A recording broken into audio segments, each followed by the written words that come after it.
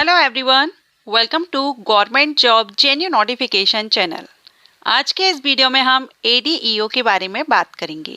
ADEO का full form क्या होता है, वर्क क्या होता है, अगर आप एडीईओ बनना चाहते हैं तो आपके लिए क्या क्वालिफिकेशन रिक्वायर्ड होगी, age criteria, selection procedure, salary and ये जो वैकेंसीज है ये सेंट्रल लेवल पर वैकेंसीज आती हैं या स्टेट लेवल पर नोटिफिकेशन रिलीज किया जाता है। सारी इंफॉर्मेशन मैं आगे आपको देने वाली हूँ। साथ में हम ये भी जानेंगे कि एडीईओ पोस्ट के लिए मेल फीमेल दोनों ही कैंडिडेट एलिजिबल होते हैं या नहीं। अगर आप भी इंटरेस्टेड हैं, जानना चाहते हैं एडीईओ के बारे में तो वीडियो में बने रहिएगा। सारी इंफॉर्मेशन आपको मिलेगी। इसके बाद अगर आपको लगता है कि ये वीडियो आपके लिए हेल्पफुल रहा है तो वीडियो को लाइक एंड शेयर जरूर कीजिएगा। साथ में अगर आप किसी अदर पोस्ट के बारे में डिटेल में जानकारी चाहते हैं या एंट्रेंस एग्जाम से रिलेटेड इंफॉर्मेशन चाहते हैं, आप मुझे कमेंट करके जरूर बताइएगा। तो चलिए स्टार्ट करते हैं। सबसे पहले हम बात करेंगे एडीईओ के फुल फॉर्म के बारे में, क्योंकि आपको पता होना चाहिए एडीईओ कौन होता है। एडीईओ का फुल फॉर्म होता है असिस्टेंट डेवलपमेंट एक्सटेंशन ऑफिसर और हिंदी में सहायक विकास विस्तार अधिकारी कहा जाता है।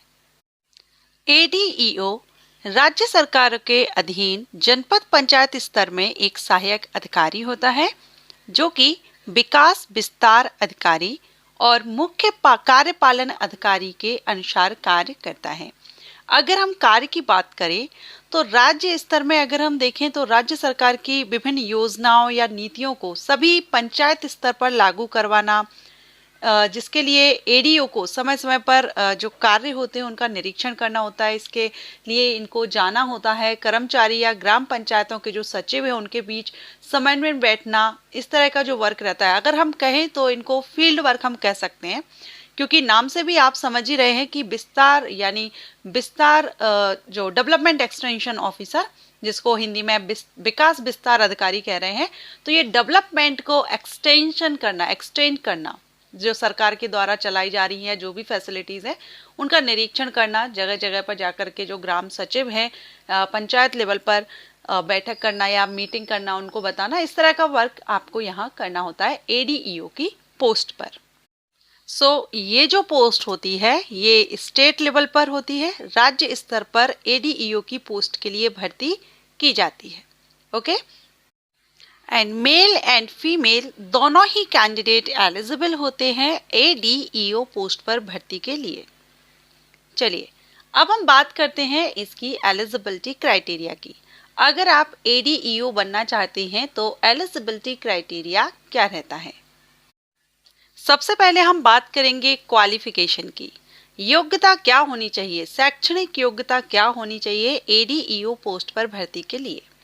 तो इसमें एनी ग्रेजुएट कैंडिडेट एलिजिबल होते हैं एडीईओ पोस्ट पर भर्ती के लिए। आपने अपना ग्रेजुएशन किसी भी सब्जेक्ट से कंप्लीट किया है, अगर आप एडीईओ बनना चाहते हैं तो आप इसके लिए आवेदन कर सकते हैं। अब कुछ स्टेट वाइज डिपेंड करता है, जैसे अगर आप एमपी, यूपी, छत्तीसगढ़ से हैं तो आपको हिंदी भाषा का ज्ञान होना चाहिए। जिस भी स्टेट से आप बिलोंग करते हैं वहाँ की लोकल लैंग्वेज आपको आनी चाहिए।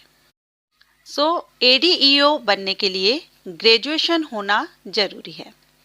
अब अगर हम बात करें इसमें एज क्राइटेरिया की, तो एज लिमिट जो रहती है, मिनिमम एज 20 वर्ष 20 ईयर एंड मैक्सिमम 35 ईयर रहती है।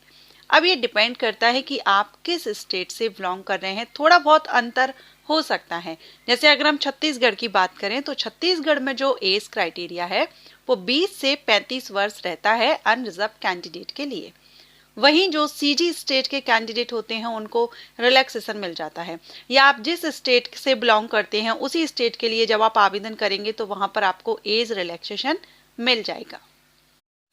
साथ में अगर हम बात करें डोमिसाइल की, मीन्स आप अगर किसी भी स्टेट में वैकेंसीज आती है तो क्या अदर स्टेट के कैंडिडेट इस पोस्ट के लिए आवेदन कर सकते हैं या नहीं। तो ये जो पोस्ट है ये स्टेट लेवल पर नोटिफिकेशन आता है और राज्य स्तर पर भर्ती की जाती है, इसलिए जिस स्टेट के आप मूल निवासी हैं उसी स्टेट के लिए आप आवेदन कर सकते हैं। क्लियर।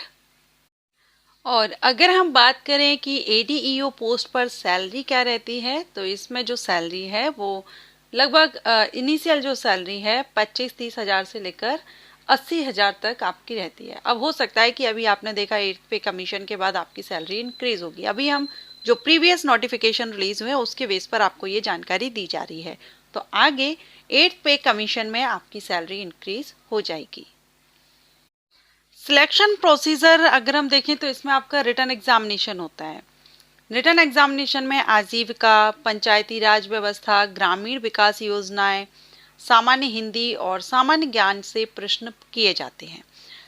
ज़्यादा डिटेल अभी जब लेटेस्ट नोटिफिकेशन, क्योंकि हाल ही में शॉर्ट नोटिस रिलीज हो चुका है, छत्तीसगढ़ वैकेंसी आने वाली है एडीईओ पोस्ट के लिए, जिस पर मैं आपको वीडियो प्रोवाइड करूंगी।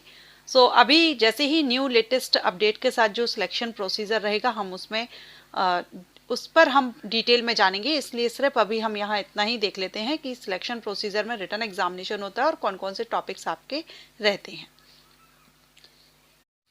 आई होप आपको एडीईओ क्या होता है, कैसे बनते हैं, क्या क्वालिफिकेशन रिक्वायर्ड है, एज क्राइटेरिया क्या है, ये जानकारी आपको मिल गई होगी। और ये जानकारी अगर आपको हेल्पफुल रही है, पसंद आई है, तो वीडियो को लाइक जरूर कीजिएगा। Thanks for watching.